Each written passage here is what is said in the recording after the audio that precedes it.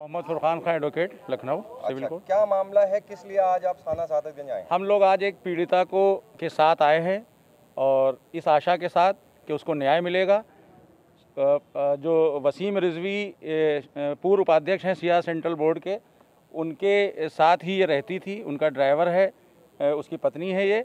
उन्हीं ने बहाने से ड्राइवर को मुख्तलिफ शहरों में लखनऊ से बाहर भेज देते थे आए दिन, और पिछले 6 महीने से लगातार इस पीड़िता के साथ वो बलात्कार जैसा जघन्य अपराध कर रहे हैं।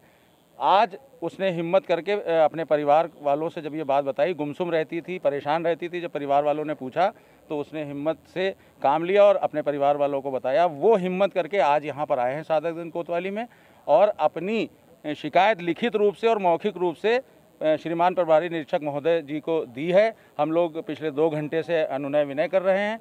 हम लोग उनसे गुजारिश कर रहे हैं कि प्रथम सूचना रिपोर्ट, जो कि उसका अधिकार है, कानूनी अधिकार है, उसको दर्ज कर लिया जाए और उसकी गिरफ्तारी सुनिश्चित की जाए। जो भी प्रभावी कार्रवाई होती है वो उसके वसीम रिजवी बलात्कारी के खिलाफ, और पता नहीं क्यों उसकी क्यों मांग कर रहे हैं, और इसको पीड़िता मौजूद है, उसको किसी तरह की सुरक्षा नहीं उपलब्ध कराई जा रही है, ना ही कोई विश्वास दिलाया जा रहा है। बार बार वो बेहोश हो रही है डर के कारण, समाज के कारण।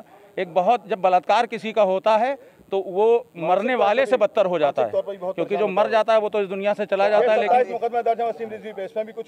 क्या वजह है कि 34 मुकदमे के बाद भी बलात्कार करने वाले को संरक्षण दिया जा रहा है और पीड़िता के साथ न्याय नहीं हो रहा है?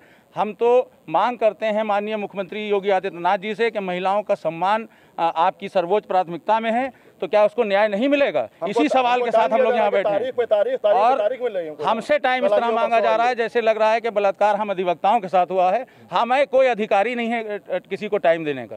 वो पीड़िता है, कोई सुरक्षा उसको नहीं दी जा रही। अगर उसके साथ कोई हादसा हो गया, अभी हमारी मांग है कि प्रथम सूचना रिपोर्ट दर्ज कर कठोर कार्रवाई की जाए, जो कि बलात्कार जैसे जघन्य अपराध में अपराधी के साथ किया जाता है। कानून की दृष्टि में जो भी प्रभावी कार्रवाई होना चाहिए वो क्यों नहीं की जा रही है?